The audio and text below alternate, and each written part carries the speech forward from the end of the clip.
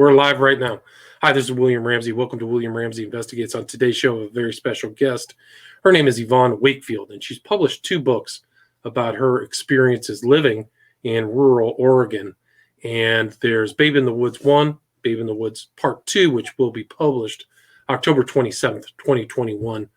The second book is titled Self-Portrait, but it details her existence kind of adapting to living in rural Oregon, but she can talk more about that. So Yvonne, are you there? Yes, I am. Thank you. Awesome. Well, thanks for agreeing to the interview. For people who may not have heard of your book, can you just go through the backstory? I mean, both books will be republished in 2021. Talk about your background and what led you to make that decision to buy 80 acres up in the kind of central eastern forest of Oregon. Well, I was orphaned at an early age. My father died when I was 9, and my mother died when I was 14. And the night she died, I laid in bed wondering, where am I going to be the next day, the next week? I couldn't even fathom thinking about where I'd be in 1 month. And I thought, if I can make it until I'm legal age, I knew I was going to receive a small inheritance. And if I could make it to the legal age, I would take that inheritance. I would buy a case of cold duck, which is sparkling wine, get a cat, buy property in the wilderness, and go up there and write and do art. So literally the day I turned 18, I liquidated some of that inheritance, drove to Oregon, never been to Oregon before. And about all I knew about it was from reading books, old history books, and serendipitously found this 80-acre mountainside just outside of John Day, Oregon.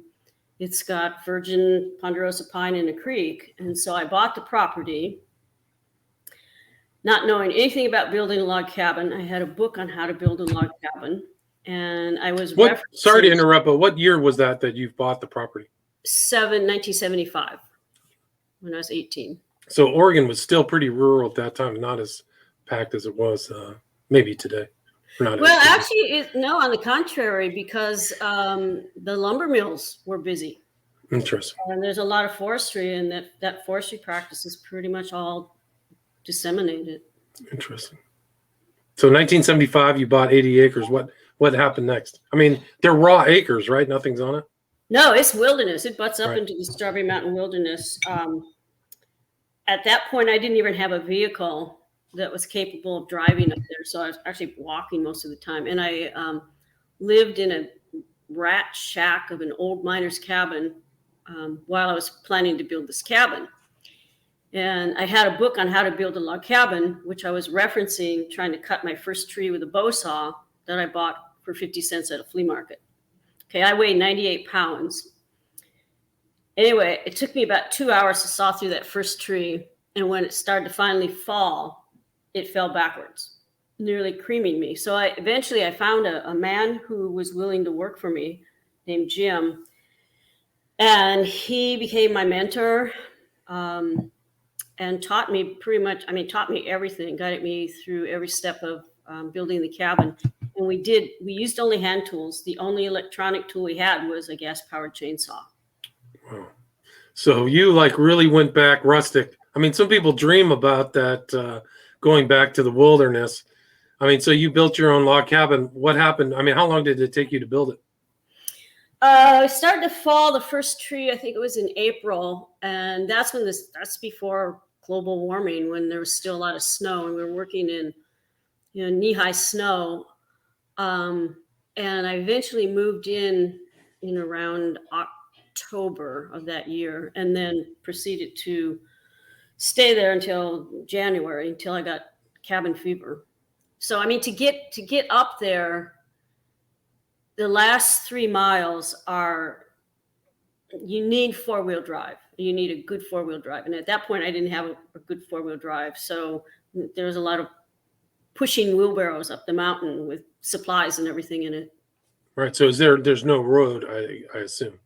No, there is a road. No, there is a road. It's just not that great. The last 3 miles are very weather dependent.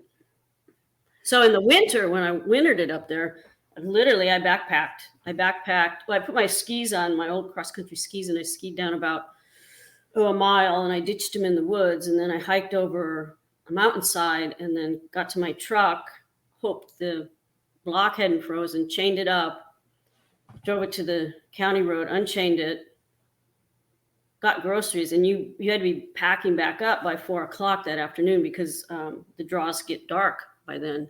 Right. Wow, it's incredible. So you're in 1975. You're roughing it solo. What kind of other? I mean, do you have to heat it yourself? Did you get a iron stove up there yourself as well? Yeah, actually, I had a custom built stove, a Frontier stove, which I'm still using today. In fact, I still go to the cabin. I was there last week putting gravel around the perimeter. But the stove is actually, it can function as a cook stove and a fireplace. But in order to get the heat, you've got to fall the tree. You got to buck the tree up. You got to split it up. So, I mean, you get warm just trying to get warm. Right. And do you, so how, when you first moved there, were you living at that cabin exclusively in 1975? I lived there until the snow melted off. And then I moved up in a little pup tent below the cabin building site. So, I mean, it was really primitive living. You got up in the morning at sunrise, you built a little fire, ate whatever I ate. And then, you know, I was up at the building site by 8 a.m. in the morning, worked till 4 or 5. And, you know, there's no running water or electricity. You get your water from the creek and heat it from there. And, you know, I had flashlights. Right. And you go down when the sun goes down, there's nothing to do. So you rise at sunrise and sundown. What was it like kind of coming from civilization to going to no civilization? I think I was still in pretty much a lot of shock from what I'd gone through in the last 4 years in the foster care system. And I was so driven to create this home that I kind of shrugged off the idiosyncrasies of like living big with so little. Before I got my own chainsaw, I was cutting all my wood for fire with that bow saw, which was just a big problem. So just learning to keep myself warm and fed and clean was a full-time job. It's unlike when you, like I'm building a beautiful new studio home right now. And so for instance, I was at the cabin last weekend. I spent 4 days up there hauling gravel and stuff. And, you know, I'm using the same tools I used when I was 18, same kerosene lamps, 2 new buckets, but I'm still getting the water from the same source. And it takes, and there's no phone connection or anything up there. So it takes a day for me to kind of like deprogram from, you know, all that twitchy stuff you have punching buttons on keyboards and phones and that immediate gratification. But then I slow down, you calm down, and listening skills perk up, which are very necessary because you have to know what's in the woods around you. And I read a lot. I mean, literally at this time of the year, it gets dark in that draw at 4. So I'm reading books inside by 4 and get up at 5. And where did you go through the foster care system, if you don't mind me asking? It was in St. Paul, Minnesota. Gotcha. So you came from Minnesota to Oregon. So you basically just went directly west, almost like the Oregon Trail, huh? It was a very modern day version. I had a lot of amenities and a motorized vehicle. But I mean, pretty much what I did with building the cabin is what pioneers on the Oregon Trail did when they got to their destination. They cleared the land, which I did, and used that lumber to build their homes is what I did. And it's still there, right? So from 1975 to, and so did you have any books? I mean, this is almost pre-internet, right? So how did you just find this guy, Jim? He was your go-to guy to build the log cabin, or how did you figure out how to do it? I actually found out about him from a local baker, a guy who owned a restaurant bakery downtown, and then drove up and found him. He was married with 2 little kids, and he just graciously offered to hire out to help me. I mean, without him, the cabin wouldn't have gotten done. But we learned to work in tandem as a team. So for instance, to get the logs up on the wall, we didn't have like pulleys or anything. So he would, when the walls got high, which, about 5 feet, because it's up on a elevated foundation, he would push the log up over the top of one of the logs that was already notched down. And I would lay on the end of the log and kind of cantilever balance it. And then he'd crawl up on the wall and he'd swing it over so it's parallel to the next log. That's intense. So you guys were almost like really roughing it back then. What was it like adapting to the locals and kind of like the wildlife? The wildlife was never a problem up there for me until 2 years later, and that's where the Babe in the Woods self-portrait comes in. There was 1 year up there where I was barged in by rogue bears. Rogue bears aren't wild bears. Rogue bears, like the ones that were bothering me, were relocated from a state park or a federal wilderness or somewhere because they become habituated to people's garbage and stuff. So I had this really good Mormon family who also are always in my books, who helped me out all the time, and they taught me about the 1 year plan for storage of food, which I stored under my cabin, like grains and legumes and powdered milk and honey in sealed containers. Well, I came back one summer and the bears had gotten under the cabin and pulled everything out and ransacked it all. Well, it didn't stop from there. They continued they were coming up on the porch at night. They got in the cabin when I was gone. I got in between a sow and a cub, a mama bear and a baby bear. And that's when I had to decide it was going to either be me or them. And they get more aggressive once they get used to stuff too. They're voracious, man. That's an eating machine. Typically, a bear is like just can't stop eating.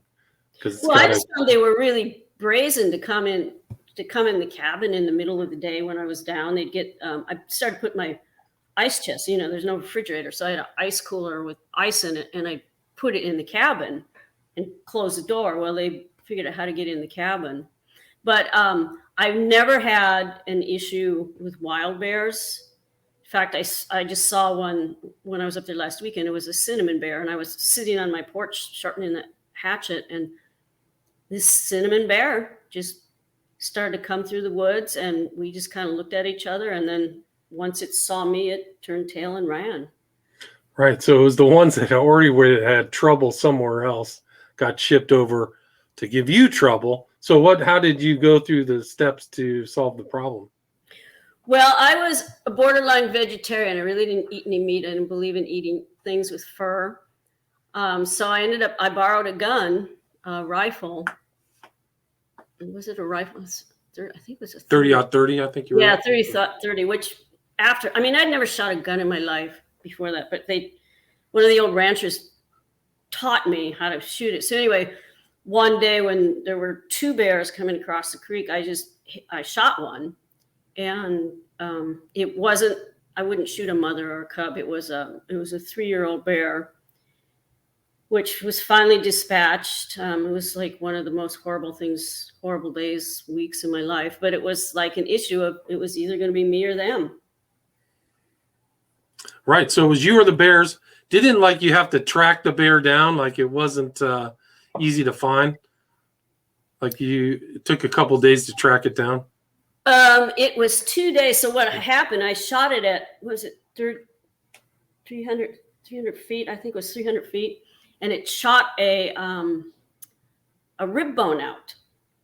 And so when I shot it, I saw it rise up in the creek, and I started to run after it. And I went, oh my God, you don't run after a wounded animal because they'll play dead and turn on you. So I went downtown, down the mountain, and the neighbors came up and we tracked it. And we didn't find it then, but they found it. It was the next day or maybe 2 days later. Guys with with bear hounds came and found it, and it was dead. And then when a neighbor butchered it out, he'd found in the butt, the hind quarter, an arrow, from a bow and arrow with grizzle growing around it. So it was like, oh man, this bear had problems with people before. People right, somebody tried to kill it before. Yeah, and so it had been running around probably in a lot of pain with an arrow in its butt. But since then, I haven't had any issues. I've seen cougars in the nighttime right outside the cabin, but haven't had any issues with any animal since then. So the wildlife is there. What's it like living in a very rural environment with families very far away? I mean, how do you adapt to that? Well, as I get older now, I have to be a lot more cautious. Also because I have one hip replaced and another's going to get replaced. I used to be a long distance runner. I don't take chances like I used to, because if I get hurt, that's it. I'm the only one up there to take care of me. Didn't you tell a story about another guy who died? He was a miner or something like that back in the 19th century or something. Oh yeah, he was actually, the story that I heard.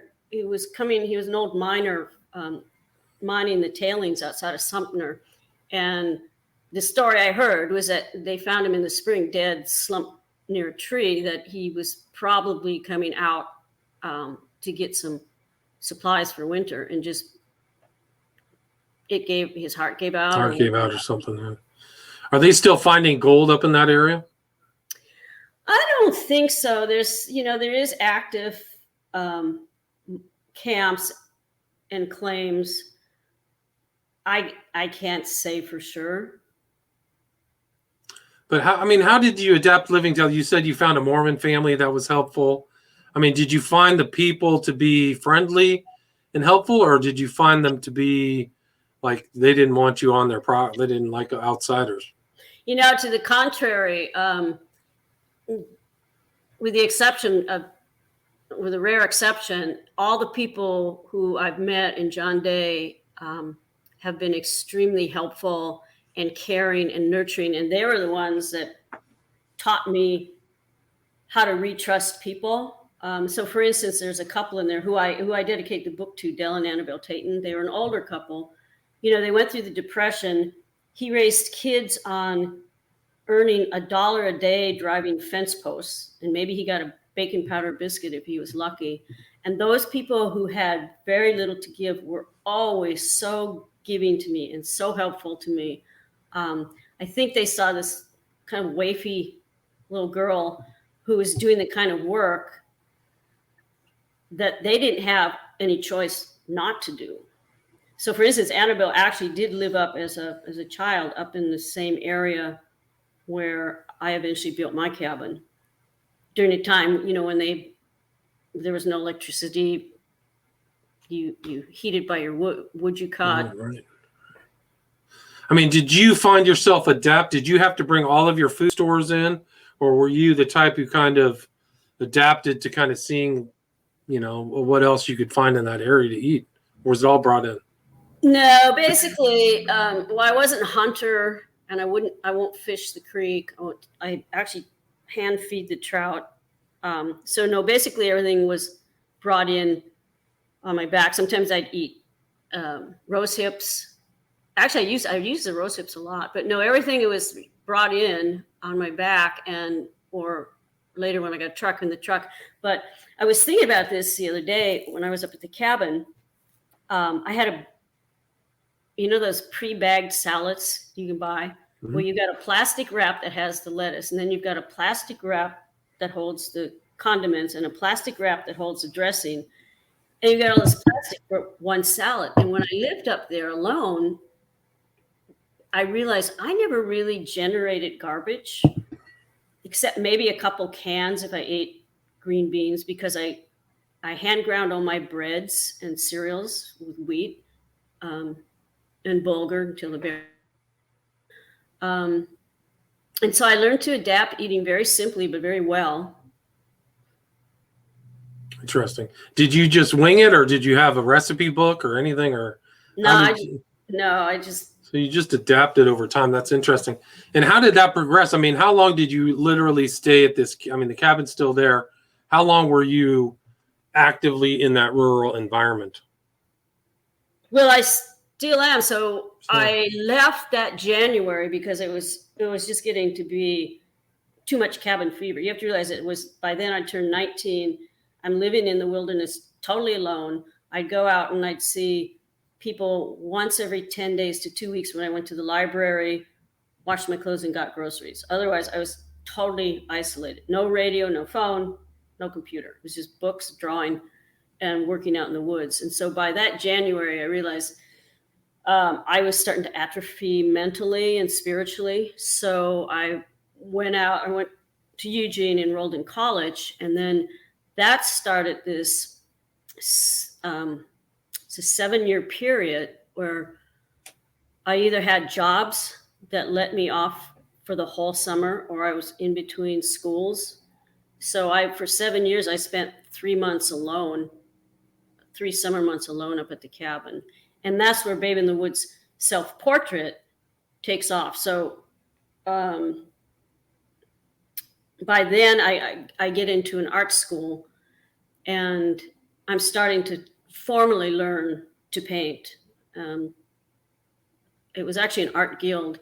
So I was getting a lot of traditional instruction. And then summer came and I would just go up to the cabin and paint, write. And the bears, and this is kind of pivotal point in Babe in the Woods self-portrait, it was the bears that kind of inspired me to build a log studio. So originally I thought, well, I'm going to build a log studio as a post-log cabin building test. I'm going to use logs I can manipulate by myself. I'm going to do everything by myself. And then the bears got so bad, I thought, I got to make a bear-proof studio. So then it ended up, now you have to dig this huge hole in the ground to pour a cement-walled cellar. So that took one summer. And then the next 2 summers were consumed by the building of this log studio, which I did need help with the roof and the foundation. And interspersed with that is some little vignettes about how I take some time off and I'll actually go outside and paint. Right. So you're kind of adapting to being out there alone. I mean, what's it like when you're alone for 10 days? Do you just talk to yourself? No music? Well, how do you survive, really? Well, you've got to like yourself and you got to like your environment and you got to trust your actions. That's the first thing. It used to be when I first went up there, I'd spend 10 days and I go, wow, this is so great. But I'd have like all these voices in my head of, I'd had this conversation with this person. And then pretty soon the voices of the people that you've encountered over the last like float away and you start to develop this language with the environment. I think about the second year or third year, I did get a little dog and I've always had little dogs up there. So they help, but I'm pretty content with the discipline I have. And I think that's one reason I can be up there the way I am. So I am very disciplined. I get up the same time every morning, dress in clean clothes, read or write in the morning. And then at sunrise, when the sun's up, then I'll change into work clothes and I'll work in the woods and then take a break. And then, by late afternoon, change back into clean clothes and read or write.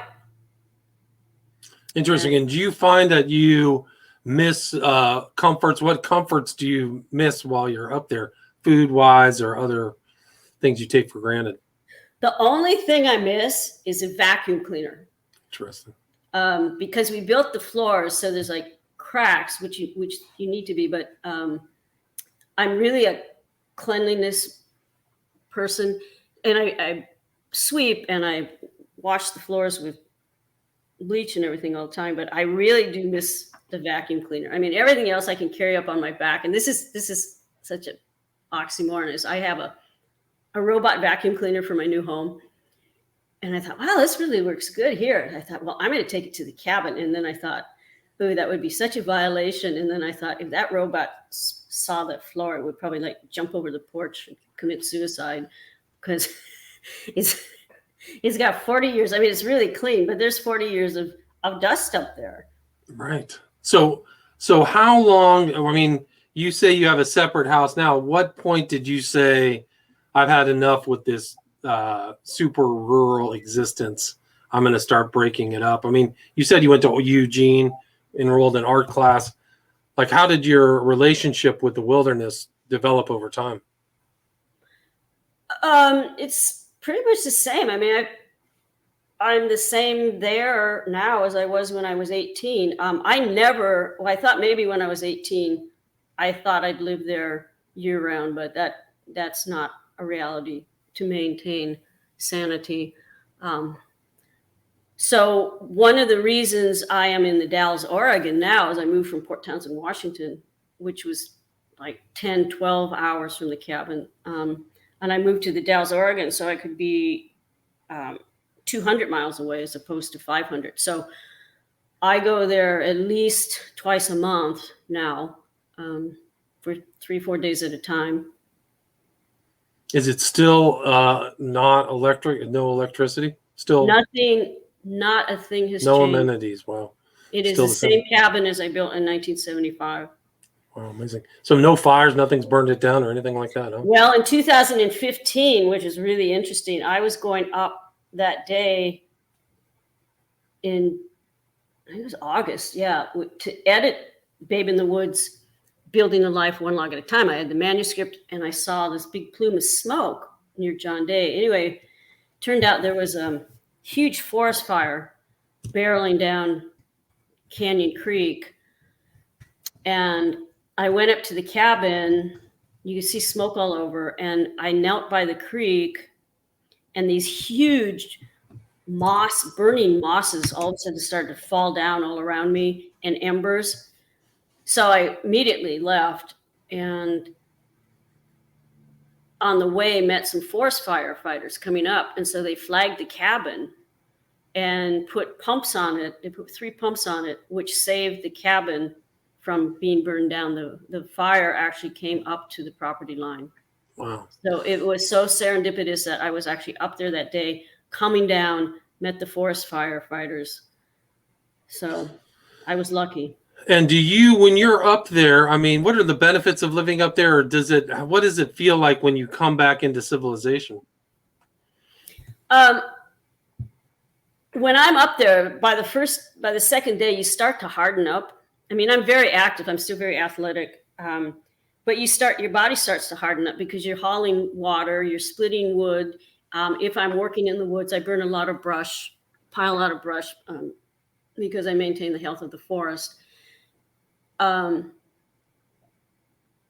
then, and every time you heat water, you have to build a fire for that. So then I come back to civilization, to my home, and it's like you flick on a light, you flick on a switch, and you've got heat and water. But the one thing it's also taught me is I live very frugally in utilizing resources. Like, I don't leave the faucet on when I'm brushing my teeth or anything, because all the water I consume at the cabin, I haul up in buckets. And so that's how I think, like, if it takes 4 minutes to heat up water from the water faucet in your house, you go, wow, that's like 20 buckets of water just down the drain.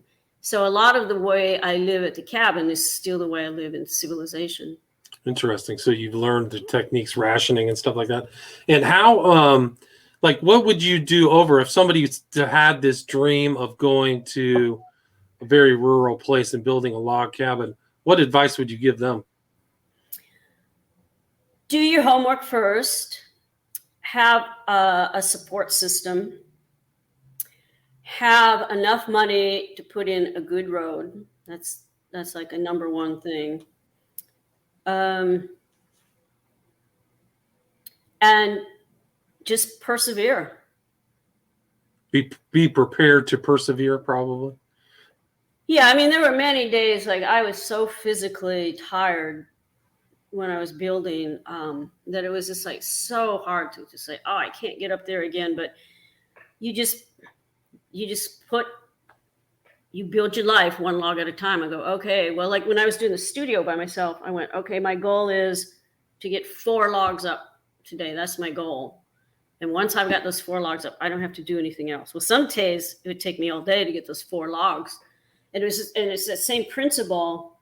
When I was writing my doctoral dissertation, I go, oh, I don't want to be inside in this office writing and researching. I want to be outside. But you have to get X amount of pages written today. And then you can go on to the next step. And I would like physically make myself not leave the office until I got X amount of pages done. And that was a discipline that I believe I established when I was building the cabin. Gotcha. So you learned discipline, learned things from the experience that you apply to other aspects of your life. Would you agree with that? Oh, yes, definitely. And so, I mean, you've had this 45 years, you've had this experience up there. What's it? I mean, rewarding? What do you enjoy? Do you want to get rid of it? What's your kind of overall broad angle view of your experience building your own home in the rural part of Oregon? Well, it's not going anywhere, and I'm not selling it. It's going to stay that way forever.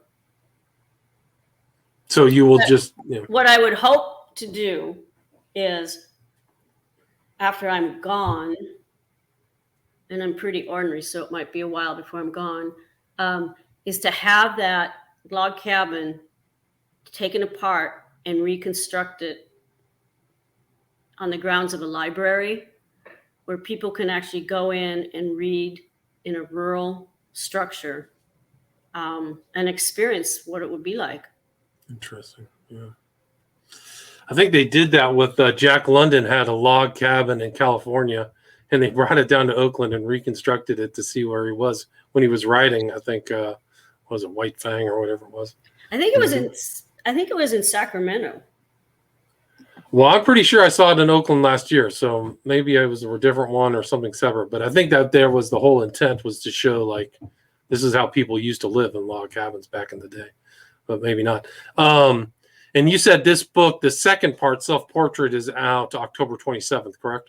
October 26th, yeah. And there's you can pre-order it now on Amazon, but it's actually going to be available wherever books are sold.